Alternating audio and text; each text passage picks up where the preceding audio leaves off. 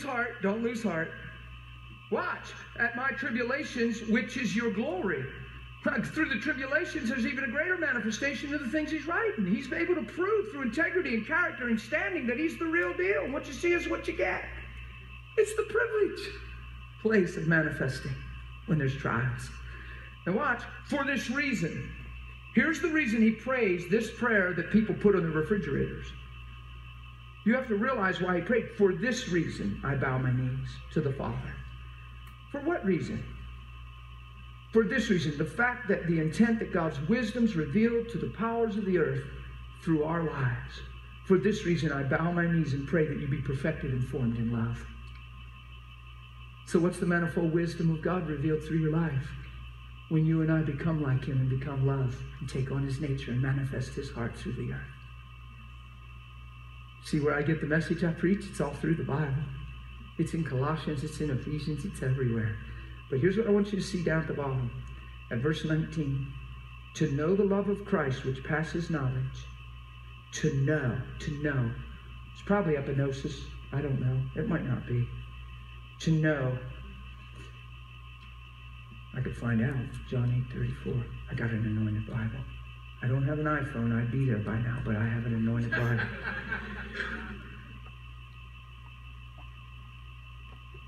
Ginosko. To know. What's how you say it? Yeah. Henosis. Henosko. That's how it's to perceive, to understand, to recognize, to realize. You know, like that. To realize. Okay? To personally experience. It's the recognition of truth by personal experience. Pretty much the same word as epinosis. Experiential understanding. To know, to experience, to experientially recognize and know the love of Christ.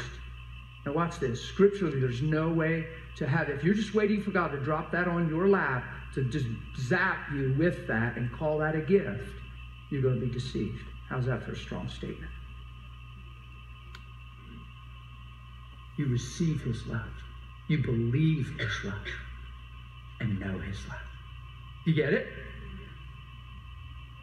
Unhindered, without a question. So to know the love of Christ, which passes knowledge. So in this prayer, he's praying that Christ dwell in your hearts through faith.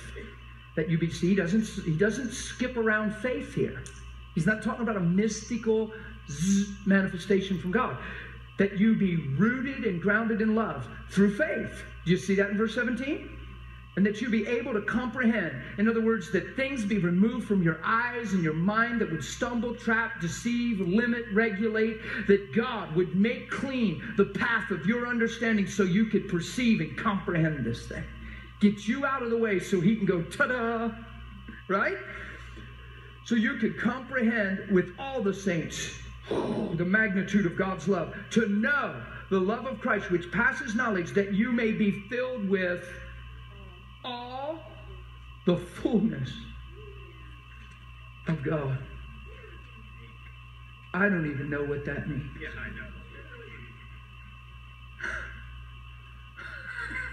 I know. But I know it's incredible.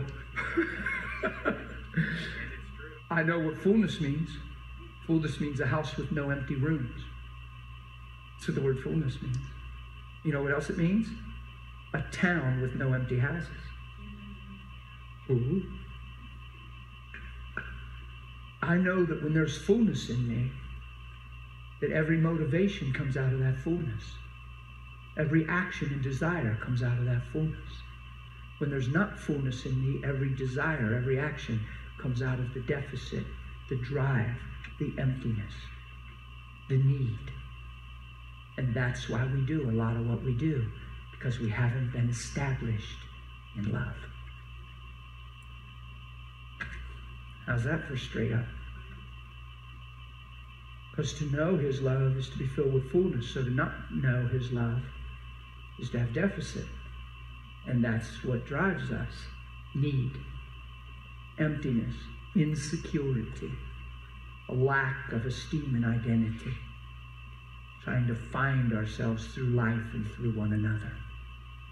support systems. But to know the love of Christ, filled, fullness, no empty room. So then when I say, I love you, Anthony and Jenny, I can say it from the place of truth, where there's not a single string attached, nor an expectation, and it's completely for their sake. Now that's the position we ought to all put one another in, isn't it? Oh, yes.